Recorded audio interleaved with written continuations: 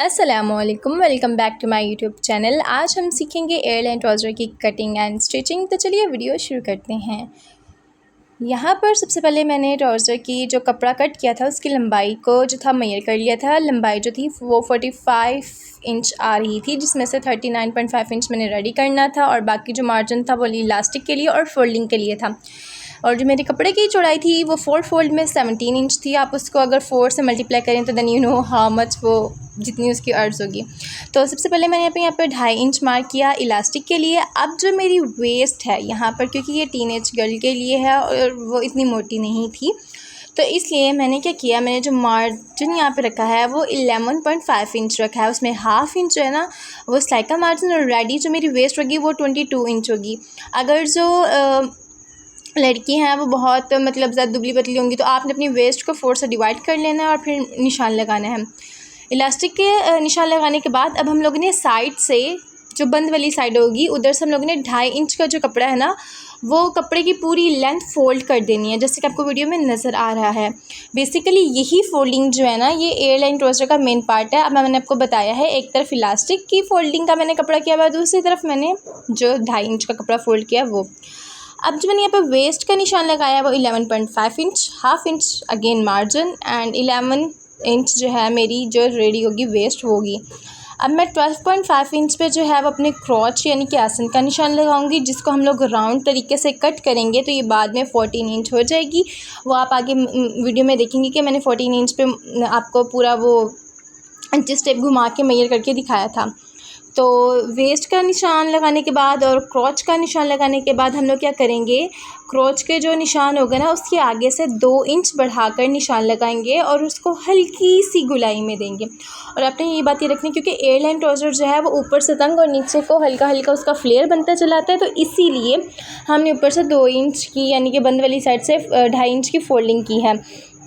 तो हमारी जो निशान है वो लग चुके हैं। तो चलिए अब हम लोग जो क्रोच है उसको कंप्लीट करते हैं। क्रोच के लिए मैंने 2 इंच आगे को बढ़ाया और उसको एक प्रॉपर राउंड शेप दे दी, जैसे कि आपको वीडियो में नज़र आ रहा है। अब मैंने क्रोच के इस पार्ट से जहाँ से हम लोगों ने उसकी राउंड शेप दी है टिल एंड इनके जहाँ हम लोगों ने फोल्डिंग करनी है वहाँ तक जो है ना इंची टेप इसको तिरछा रखकर निशान लगा लेंगे। हमारे ये वाले निशान तक कंप्लीट हो गए हैं। ये वाले निशान लगाने के बाद जो हम लोगों ने बंद साइड से 2.5 इंच का मार्जिन लिया था, फोल्ड किया था, जो हमने पूरी लेंथ से हम उस लेंथ को खोल लेंगे और वहाँ पर जो 2.5 इंच जो हम लोगों ने बंद किया था ना उसके उस पॉइंट से रखेंगे, ठीक है, जहाँ से हम लोगों ने उसको फोल्ड किया था टिल एंड तक। फिर हम लोगों ने क्या करना है, इंची टेप को तिरछा रखकर निशान लगा लेने हैं। निशान लगाने के बाद हम इन्हीं निशानों पर कटिंग कर लेंगे।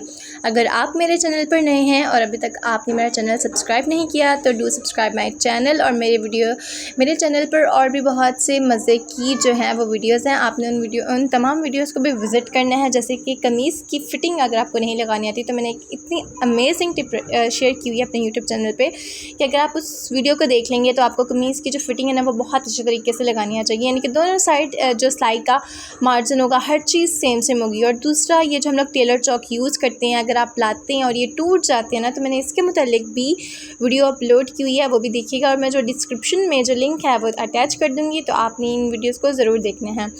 तो जी अब निशानों पर मैं क्या करूँगी, कटिंग करूँगी, जैसे कि आपको नज़र आ रहा है। कटिंग करने के बाद अब हम लोग फिर सिलाई मशीन पर चलेंगे इसकी सिलाई करने के लिए ट्राउज़र की।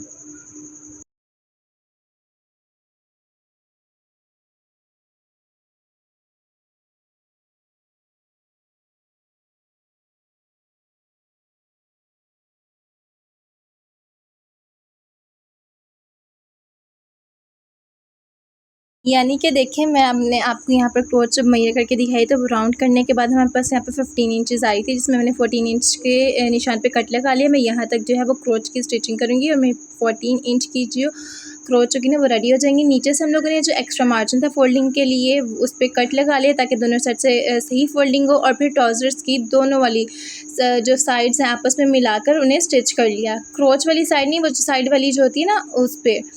तो उसके बाद हम लोग क्या करेंगे, यहाँ पर मैंने आपको एक और टिप बताई है, जिस तरह ब्रांड अपने ट्राउज़र्स की फोल्डिंग करते हैं ना एज़ इट इज़, मैंने आपको यहाँ पे वो ट्रिक बताई है। आपने ये ट्रिक लाज़मन दे अपने कपड़ों पे अप्लाई करनी है, क्योंकि इससे ना ट्राउज़र में बहुत अच्छी नीटनेस आती है। मैंने क्या किया, जो फोल्डिंग वाला मार्जिन था उसे प्रेस करके फ़ोल्ड कर लिया और फिर मैंने ट्राउज़र को डबल फोल्ड करके तैयार पहुँचे कि मैंने यहाँ पर 15 इंच रखना था। 15 इंच पे निशान लगा के उसको अच्छी तरह आयरन कर लिया ताकि एक जो है ना निशान बन जाए जिसके ऊपर हम लोग ने स्टिच लगाना है।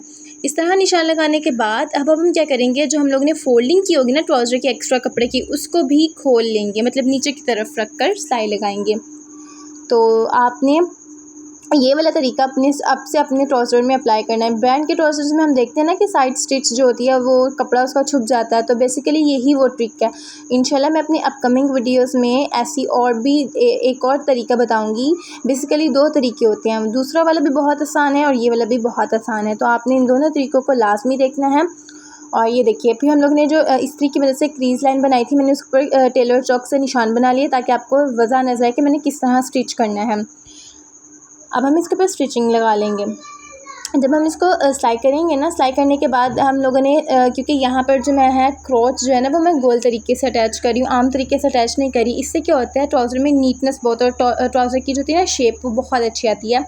अगर आपको गोल तरीके से आसन की समझ नहीं आती तो मेरे यूट्यूब चैनल पे इसकी भी वीडियो मौजूद है, आप देखिएगा। मैंने जो पहुँचे की साइड वाली सिलाई लगाने के बाद वो जो हम लोगों ने प्रेस की मदद से क्रीज़ बनाई थी ना, मैंने उसी फिर कपड़े को जो एक्स्ट्रा मार्जिन था उसको अंदर की तरफ फोल्ड कर दिया। और अब आप ये देख सकते हैं कितने अच्छे तरीके से हमारा ये जो ट्राउज़र की फिनिशिंग हो गई। उसके बाद मैंने तरपाई कर ली। सेम इसी तरीके से मैंने ट्राउज़र के दूसरे जो पहुँचे हैं, इनके ट्राउज़र के दूसरे हिस्से की मैंने उन दोनों साइड्स को आपस में पहले सिलाई लगाई, फिर उसके पोंछे पे लगाई। अब मैंने क्या किया, मैंने आसन की सिलाई लगा दी गोल तरीके से। आसन की गोल तरीके से सिलाई इस तरह लगती है कि आपने पहले दोनों ट्राउज़र्स की अलग अलग जो है दोनों हिस्सों को सिलाई कर लेना है, और फिर जैसे हम लोग एक उल्टा रखते हैं और फिर सीधा रखते हैं, इस तरह के दोनों जो ट्राउज़र की राइट साइड है ना वो आपस में मिले, और फिर हम लोग इसको क्या कहते हैं, स्टिच कर लेते हैं। ये जो आसन है ना ये ज़्यादा अच्छी रहती है बजाय के जो हम लोग वो सीधी आसन की सिलाई लगाते हैं उससे, क्योंकि एक तो ये गोल आसन होती है, इससे हमारे ट्राउज़र में खिंचाव नहीं पड़ता, और दूसरा ये कि इस तरह जो ट्राउज़र सिले जाते हैं ना वो ज़्यादा अरसे तक चलते हैं। ठीक है, तो जब आपने दरमियान वाली साइड पहना कि जहाँ पे दोनों ट्राउज़र्स की जो स्टिचिंग का मार्जिन आपस में मिल रहे होंगे ना, उनका जो रुख है ना आपने एक तरफ करना है, या आप लेफ़्ट की तरफ कर दें या आप राइट की तरफ कर दें, या आप पे है। तो देखिएगा अभी मैं सिलाई लगाऊंगी। आसन की सिलाई लगाने के बाद मैं आपको इसकी जो फाइनल लुक है ना ट्राउज़र की वो दिखाऊंगी, और फिर हम लोग इसकी वेस्ट भी मेजर करेंगे, जो कि फुल 11 इंचज़ यानी कि 22 इंचज़ हमारी वेस्ट जो है वो तैयार हो गई थी। मैंने इसी ड्रेस की जो कमीज़ के ऊपर है मिरर पैच लगाया था, उसको मैंने घर पर ही काविया किया था, मैंने वो भी वीडियो शेयर की है, तो आप वो भी वीडियो लाजमी देखिएगा।